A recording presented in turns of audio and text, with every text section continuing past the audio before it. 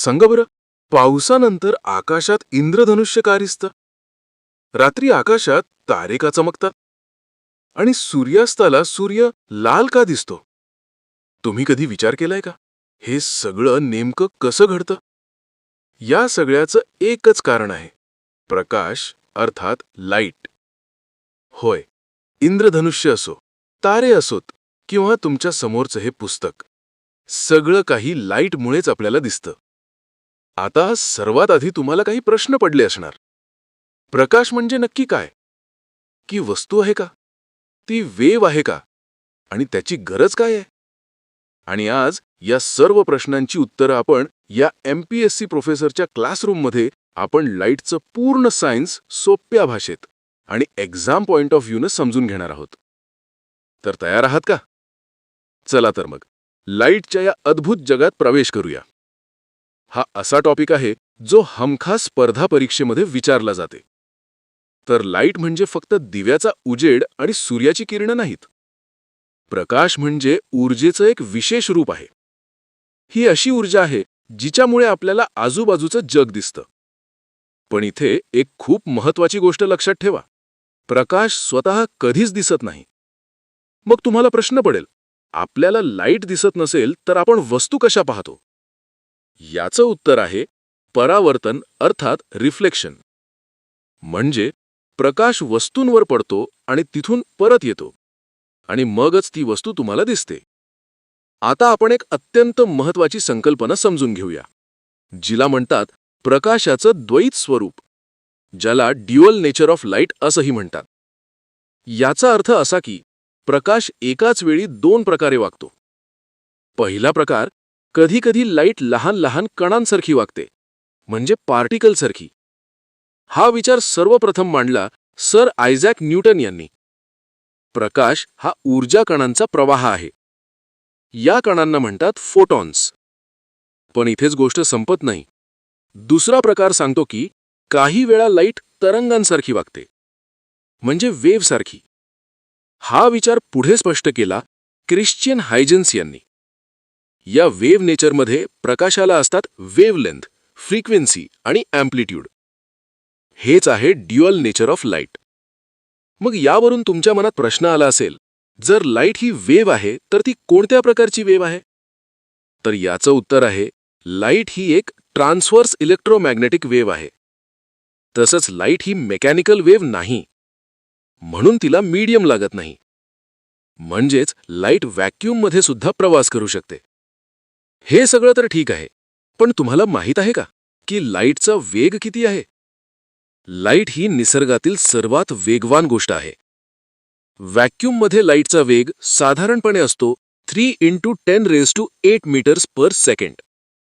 एका सेकंदात लाईट पृथ्वीभोवती जवळजवळ 7 वेळा फिरू शकते. पण एक गोष्ट लक्षात ठेवा, हा वेग सगळीकडे सारखा नसतो. लाईट ज्या मीडियममधून जाते त्या मीडियमच्या डेन्सिटीवर तिचा वेग अवलंबून असतो. मीडियम जितकं जास्त डेन्स, म्हणजे जितके कण जास्त जवळजवळ, तितका लाईटचा मार्ग कठीण होतो आणि त्यामुळे लाईटचा वेग कमी होतो. याच बदललेल्या वेगाचं मोजमाप करण्यासाठी आपण वापरतो रिफ्रॅक्टिव्ह इंडेक्स. म्हणजे मीडियम जितकं जास्त डेन्स तितका रिफ्रॅक्टिव्ह इंडेक्स जास्त आणि लाईटचा वेग कमी. आता आपण पाहू प्रकाशाचा वेग विविध मीडियममध्ये कसा बदलतो. सर्वात जास्त वेग व्हॅक्यूममध्ये, मग एअर, त्यानंतर वॉटर, मग ग्लास आणि सर्वात कमी वेग डायमंड. यावरून तुम्हाला लक्षात ठेवायचंय की लाईट व्हॅक्यूममध्ये सर्वात वेगाने आणि डायमंडमध्ये सर्वात हळू चालतो. आत्तापर्यंत तुम्ही प्रकाश म्हणजे काय आहे ते पाहिलं, पण आता एक फार महत्वाचा प्रश्न उरतो. जेव्हा लाईट एखाद्या वस्तूवर आदळते तेव्हा ती नेमकं काय करते? ती थांबते का? ती परत फिरते का? की तिचा रस्ता बदलतो?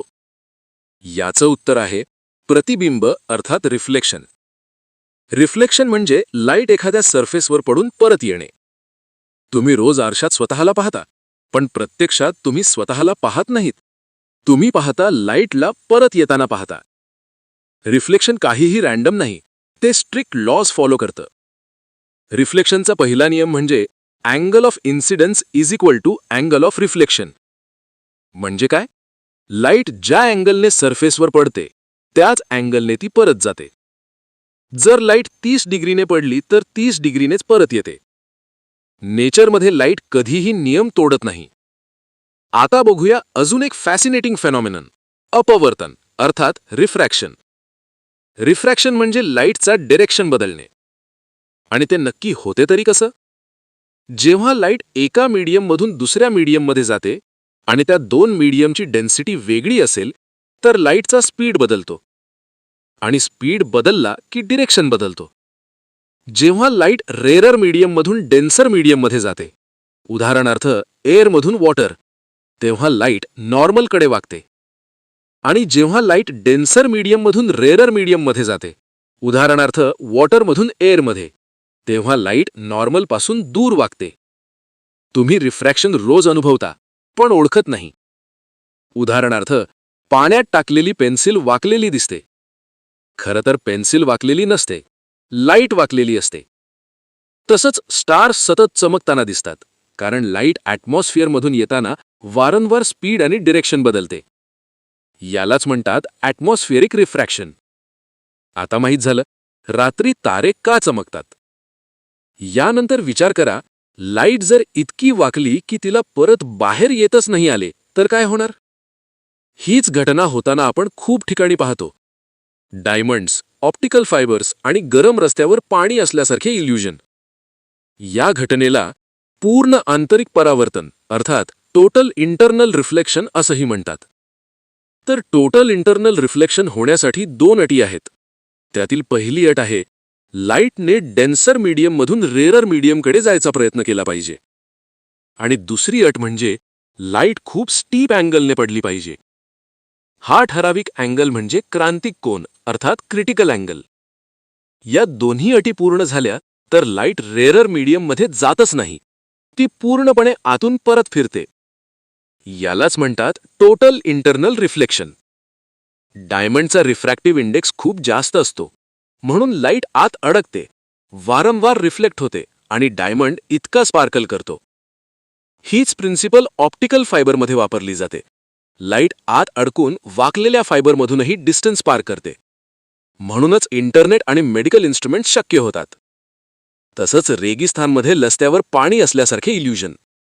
प्रत्यक्षात लाईट वेगवेगळ्या एअर लेयर्समध्ये टोटल इंटरनल रिफ्लेक्शन अनुभवते आणि त्यामुळे तुमच्या डोळ्यांना पाण्याचा इल्युजन दिसतो. यानंतर आता येऊया अजून एक सुंदर फेनॉमेननकडे, विकिरण अर्थात डिस्पर्शनकडे. आणि एक गोष्ट लक्षात ठेवा, व्हाईट लाईट एकसंध नसते, ती वेगवेगळ्या रंगांचं मिक्सचर आहे. याचा शोध सर आयझॅक न्यूटन यांनी सुमारे 1666 मध्ये केला. त्याने प्रकाशाचा प्रयोग करून दाखवलं की व्हाईट लाईट प्रिझममधून जाताना 7 रंगात विभागली जाते. प्रयोग असा होता, न्यूटनने सूर्यप्रकाश एका ट्रँग्युलर ग्लास प्रिझममध्ये टाकला. प्रकाश वाकला आणि तांबडा, नारंगी, पिवळा, हिरवा, निळा, परवा, जांभळा असे 7 रंग दिसले. हे रंग आपण सहज लक्षात ठेवू शकतो. ता, ना, पी, ही, नी, पा, जा आणि इंग्लिशमध्ये लक्षात ठेवण्यासाठी विबग्योरचा वापर करू शकता. पण असं का होते? कारण प्रत्येक प्रकाशाचा रंग त्याच्या तरंगदैर्घ्य अर्थात वेव्हलेंथवर अवलंबून असतो. आणि प्रत्येक रंगाची वेव्हलेंथ आणि स्पीड वेगळी असते. म्हणून व्हाईट लाईट फुटून वेगळ्या रंगात दिसते. यासोबत एक छोटासा फॅक्ट लक्षात ठेवा. रेड, ग्रीन आणि ब्ल्यू हे प्रायमरी कलर्स असतात. हेच उदाहरण आहे आकाशातील इंद्रधनुष्य. पाण्याच्या थेंबांमध्ये सनलाईट जातं तेव्हा डिस्पर्शन आणि रिफ्लेक्शन होते आणि आपल्याला रेनबो दिसतो. आणखी एक फॅक्ट, दुपारी 12 वाजता रेनबो सहसा दिसत नाही कारण सन अगदी डोक्यावर असतो आणि रेनबो नेहमी सनच्या ऑपोजिट डिरेक्शनला दिसतो. खूप लोकांना माहीत नसेल की रेनबोचे 2 प्रकार असतात. पहिला आहे प्रायमरी रेनबो. हा सगळ्यात जास्त दिसणारा रेनबो आहे. यामध्ये रेड बाहेरच्या बाजूला आणि व्हायोलेट आतल्या बाजूला असतो. हा तयार होतो 2 वेळा रिफ्रॅक्शन आणि 1 वेळा रिफ्लेक्शनमुळे. लक्षात ठेवायची ट्रिक, प्रायमरीमधील पी म्हणजे प्रायमरी आणि आर म्हणजे रेड, म्हणजेच प्रायमरी रेनबोमध्ये रेड कलर बाहेरच्या बाजूला असतो. दुसरा रेनबो आहे सेकंडरी रेनबो. हा प्रायमरीच्या बाहेर दिसतो आणि थोडा फिक्कट असतो. यामध्ये व्हायोलेट बाहेर आणि रेड आत असतो. हा तयार होतो 2 वेळा रिफ्रॅक्शन आणि 2 वेळा रिफ्लेक्शनमुळे, म्हणजे डबल ॲक्शन. आणखी एक फॅक्ट, प्रायमरी आणि सेकंडरी दोन्ही रेनबोजमध्ये ग्रीन कलर मधोमध असतो. आता हे सगळं समजल्यावर एक मजेशीर गोष्ट तुमच्या लक्षात आली असेल. दिवसा आकाश निळं दिसतं, पण संध्याकाळी तेच आकाश हळूहळू लालसर का होतं? तर चला मग समजून घेऊया असं का होते. लाईट जेव्हा ॲटमॉस्फिअरमधील डस्ट पार्टिकल्स आणि गॅस मॉलिक्युल्सला धडकते तेव्हा ती सगळीकडे पसरते. यालाच म्हणतात प्रकाशाचे विकिरण म्हणजे स्कॅटरिंग. स्कॅटरिंगचा एक महत्त्वाचा नियम लक्षात ठेवा. शॉर्ट वेव्हलेंथ असलेले रंग जास्त स्कॅटर होतात. म्हणजेच ब्लू आणि व्हायलेट हे रंग सगळ्यात जास्त पसरतात. त्यामुळे ब्लू लाईट सगळीकडे स्कॅटर होते. तुम्ही ज्या दिशेला पाहाल तिथून ब्लू लाईट तुमच्या डोळ्यात येते. म्हणूनच आपल्याला आकाश ब्लू दिसतं. खरं तर व्हायलेट अजून जास्त स्कॅटर होतं, पण आपले डोळे ब्लूसाठी जास्त सेन्सिटिव्ह असतात. म्हणून आपण आकाश व्हायलेट नाही तर ब्लू पाहतो. आता संध्याकाळी काय होतं? सूर्य खाली जातो आणि सनलाईटला ॲटमॉस्फिअरमधून खूप लांब प्रवास करावा लागतो. या लांब प्रवासात ब्लू आणि व्हायलेट पूर्णपणे स्कॅटर होतात. शेवटी उरतो तो फक्त रेड कलर. म्हणूनच संध्याकाळी आणि पहाटे सूर्य लालसर दिसतो. आतापर्यंत तुम्ही प्रकाशाचा बराचसा प्रवास पाहिलाय, पण तुम्हाला एक प्रश्न विचारतो. लाईट म्हणजे फक्त सरळ जाणारी रेषा आहे का? तर याचं उत्तर आहे नाही. काही वेळा लाईट वेव्हसारखी वागते. आणि हे वागणं आपल्याला लगेच दिसत नाही. आता आपण अशाच 2 महत्त्वाच्या वेव्ह इफेक्ट्सबद्दल समजून घेऊया. सर्वात आधी येतं विवर्तन म्हणजेच डिफ्रॅक्शन. जेव्हा लाईट एखाद्या शार्प कोपऱ्याजवळून जाते किंवा एखाद्या लहान अडथळ्याच्या जवळून जाते तेव्हा ती थोडीशी वाकते. सरळ जाण्याऐवजी कडेकडेने पसरते. यालाच म्हणतात डिफ्रॅक्शन.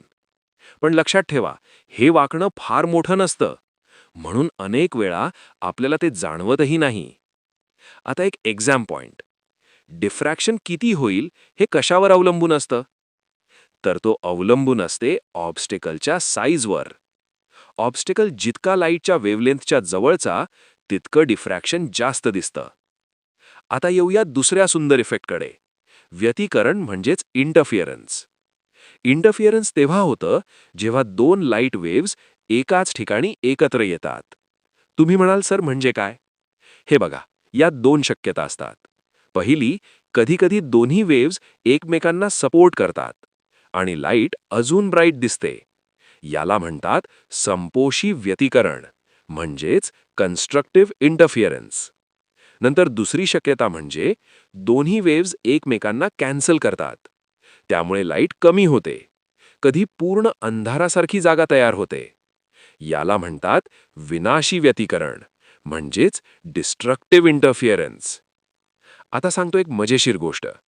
हे सगळं तुम्ही रोज पाहतो. तुम्हाला विचार येणार, कुठे?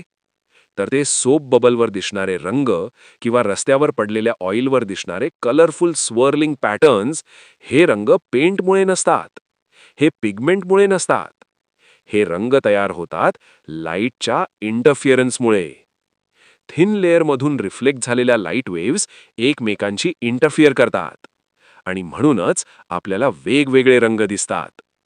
तर आजच्या या लेक्चरमध्ये तुम्ही काय काय शिकलात ते सगळं एकदा पटकन रिवाइज करूया. सर्वात आधी प्रकाश म्हणजे काय आणि त्याचा स्पीड. त्यानंतर रिफ्लेक्शन आणि रिफ्रॅक्शन. पुढे टोटल इंटरनल रिफ्लेक्शन. आणि मग डिस्पर्शन, स्कॅटरिंग आणि इंटरफिअरन्स. आता एक महत्त्वाची माहिती. या MPSC प्रोफेसरच्या क्लासरूममधील सर्व नोट्स आणि PDFs तुम्हाला टेलिग्राम चॅनलवर मिळणार आहेत.